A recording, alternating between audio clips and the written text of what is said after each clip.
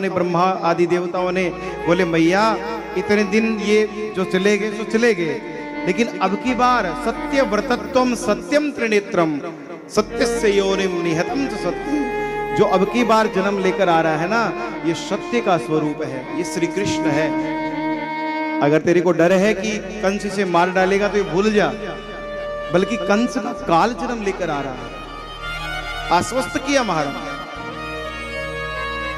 सारे देवता चले गए, धीरे धीरे समय बीता राजन। बीतने के बाद में भादव का महीना आया, प्रथमा द्वितीया तृतीया अष्टमी आई। गुजरात में शायद 1 महीने पहले होता है, 15 दिन बाद होता है, ऐसे कुछ है। लेकिन हम तो वृंदावन की मानेंगे भाई भादव ही माने, क्योंकि वहां के देखिए विवाह भगवान का एक हुआ है और जन्म भगवान का एक हुआ है। जन्म श्री कृष्ण का हुआ है और विवाह भगवान श्री राम का हुआ है। और विवाह सब ऐसे गड़बड़ी हैं सारे। तो शिव जी के विवाह हुए महाराज, अब भूत प्रेत टोली लेकर बाबा आगे हुआ था अगर उनका रूप देखते और नारायण कुछ श्रृंगार नहीं करते तो बाबा खाली लौटता।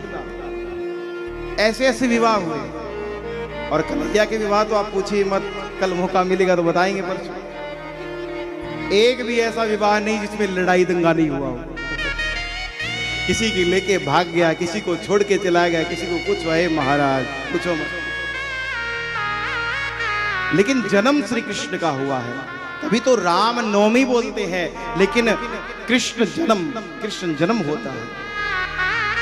बड़ा सुंदर भाव। सारे देवताओं ने आश्वस्त कर दिया। समय बीता, नवमी तिथि, अष्टमी तिथि आई, और अष्टमी तिथि आई तो शाम को थोड़े थोड़े बादल आसमान में थे। उस समय बारिश हो रही थी, यमुना प्रबल प्रवाह से बह रही थी। और शाम को कंस ने और भी ज्यादा पहरा कर दिया, क्योंकि 9वां महीना है, पता नहीं कभी हो सकता है। और नारद जी आ गए सुबह सुबह, और भी ज्यादा डरा गए। नारद जी से बोला कंस, बोले महाराज वो 8वां कैसा होगा बता तो दो आप। थोड़ा और डरा दिया नारद जी ने। बोले वो काला काला होगा, वो मुरली वाला होगा, देखने में छोटा लेकिन पेट में 1.5 हाथ की दाढ़ी वाला होगा अब तो कंस को महाराज दाल खाए तो दाल में काला जीरा भी कृष्ण दिखाई देते, पानी के अंदर भी कृष्ण दिखाई दे। चिंतन बढ़ेगा तभी तो ब्रह्म नजदीक आएगा। चिंतन बढ़ रहा है कंस का, चिंतन बढ़ रहा है तो ब्रह्म भी नजदीक जा रहा है। पहरा और भी सख्त कर दिया। शाम के समय मंदम मंदम जल धरा, थोड़ी थोड़ी बारिश हो रही थी मां। और ठीक वही समय आया, और जब समय आया तो तेज पुंज प्रकाश मैया के आंगन में प्रस्तुत हुआ। शशंक चक्रम सकिरीट कुंडलम सपीत वस्त्रम सरसीरुहेक्षणः सहार वक्षस्थल को स्तुवश्रियम नमामि विष्णु शिरसा चतुर्भुजम। वही 4 भुजा धारण करके कृष्ण आए, भगवान पधारे नारायण बनकर। और जैसे ही प्रकाश हुआ, सारे जो कंस के रक्षक थे सब सो जाते हैं। और सामने प्रकट हुए माता देवकी और वसुदेव ने स्तुति गाई भगवान की, हमारा सद्भाग्य जो आप हमारे घर पधारे। और भगवान ने समझा दिया, अगर आपको डर है ना कि मेरे को कंस मार डालेगा, तो टोकला है, उस टोकरे में मेरे को डालना और एक बार दुग्ध पान करा के यमुना पार गोकुल में हमें छोड़कर आना, फिर हम दोबारा आएंगे और फिर आपको बचाएंगे। इस प्रकार पूरा निश्चित किया प्रभु ने। और माँ ने हाथ जोड़कर विनती की, अब जल्दी से मेरी गोद में आ जाओ आप, पुत्र बनकर मेरे को मातृ सुख दे दो। और देखते देखते भगवान ने रूप बनाया। बोलिए बाल कृष्ण लाल की। गोद में आए, तुरंत वसुदेव ने टोकले में डाला और जैसे ही सर पे लिया बाहर निकले लगे महाराज। मंदम मंदम जल धरा, थोड़ी थोड़ी बारिश हो रही थी। और जाकर यमुना के किनारे खड़े हो गए। यमुना तो ऊपर तक बह रही है हमारे। अब जैसे जैसे अंदर जा रहे हैं यमुना ऊपर आ रही है। यमुना के मन में भी भाव आ रहा है कि मेरे पतिदेव जा रहे हैं, थोड़ा चरण छू लूं मैं इनके। लेकिन भगवान ने विचार किया, मेरा चरण तो तब छुएगी ना जब पिताजी डूब जाएंगे, ससुर जी को डुबा के कैसे चरण छुएगी बता। बड़ा सुंदर भाव लिखा है। गागर में सागर भर आयो, गागर में सागर भर आयो।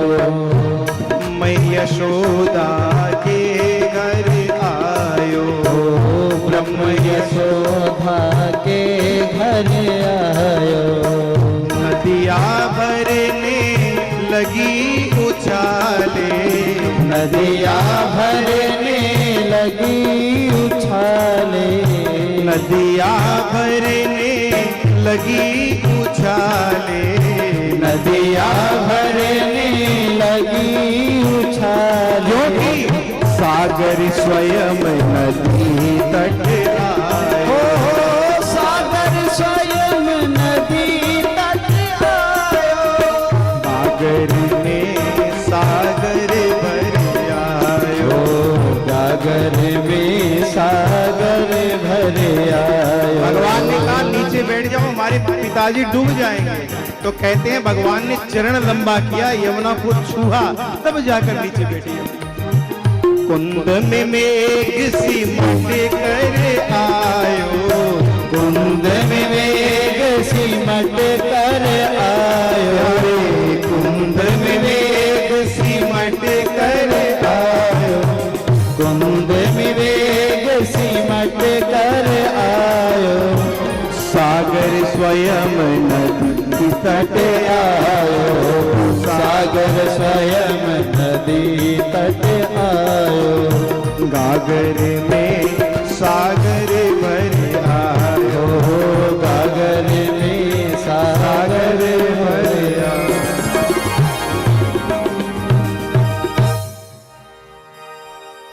लेकर टोगले में चले और कहते हैं परली पार जब गए, गोकुल का विहंगम दृश्य देखा। सुसंपन्न थे सब राजा, नवनंद जो थे सब संपन्न थे, मणियों के द्वार लगे थे, तोरण द्वार लगे हैं, सब प्रकार से गोप लोग राजा सब संपन्न है। लेकिन एक कमी है, नवनंद में जो नंद बाबा सबसे बड़े हैं उनके कोई संतान नहीं, और 75 वर्ष के हो गए बाबा, बूढ़े हो गए हैं बताओ। और 75 वर्ष के भी कोई लाला ना भयो तो अब कायत लाला भाई बताओ। लेकिन अभी रानी कुछ दिनों में गर्भवती थी, और गर्भवती थी तो सबके विश्वास था कि अब तो कृपा होगी महाराज। लेकिन डर मन में क्या था, अब लड़के को बोलते हैं लाला और लड़की को बोलते हैं लाली। अब सभी सोच रही है कि लाली न है जाए कहीं, अगर लाली हैगी तो फिर लाला कब होगा बता। तो नंदा और सुनंदा दो कन्हैया की बहन है, वो वसुदेव जी की बहन है। उनको पता है कि अब भाभी गर्भवती है तो वो वहीं बैठी है 15-20 दिनों से।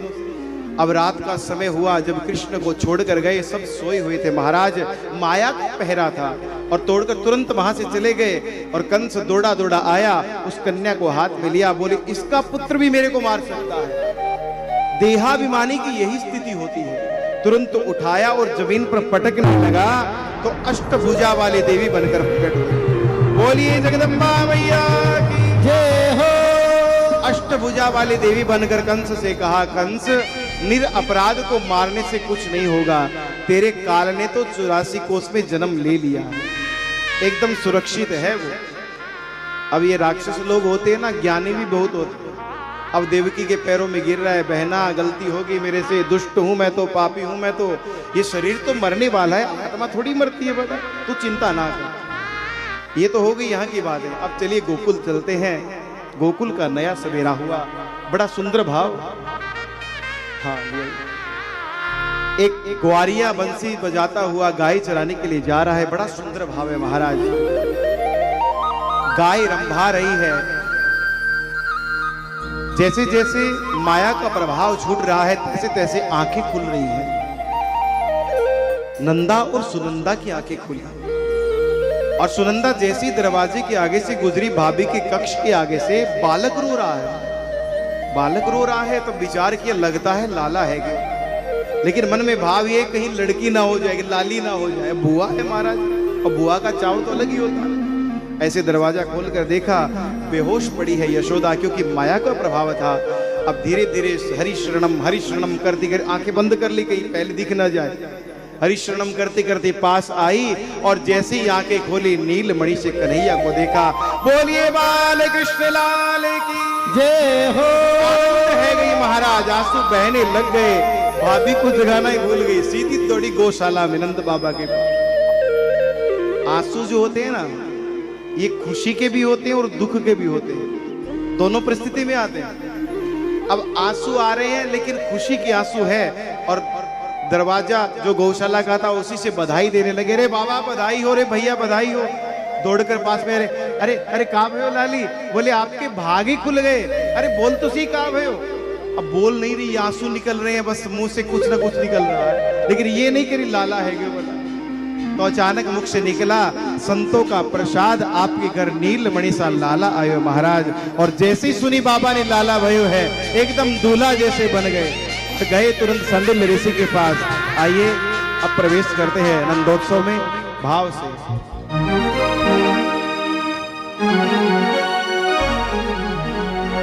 हे नंद के आनंद भयो जय कन्हैया लाल।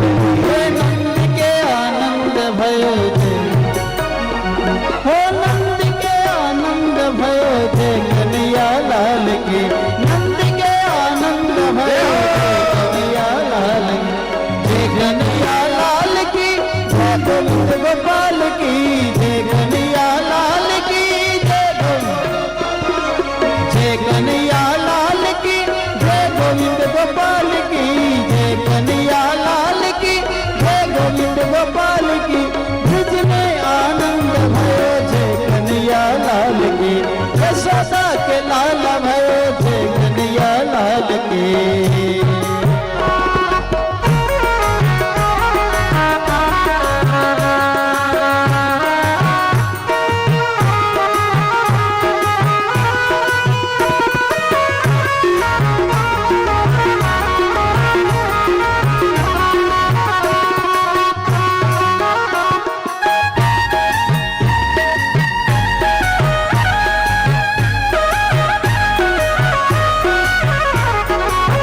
कन्हैया लाल की, जय गोविंद गोपाल की।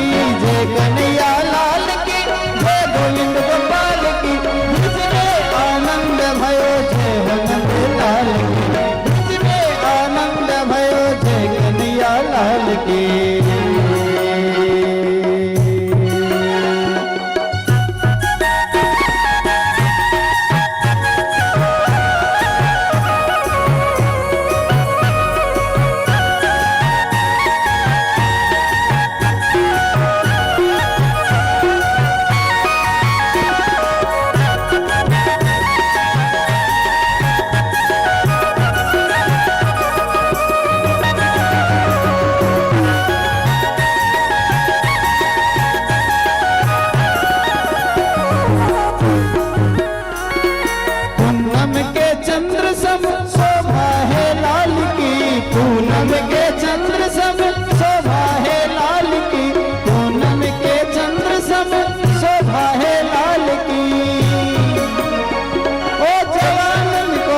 घोड़ा बूढ़न को पाल के।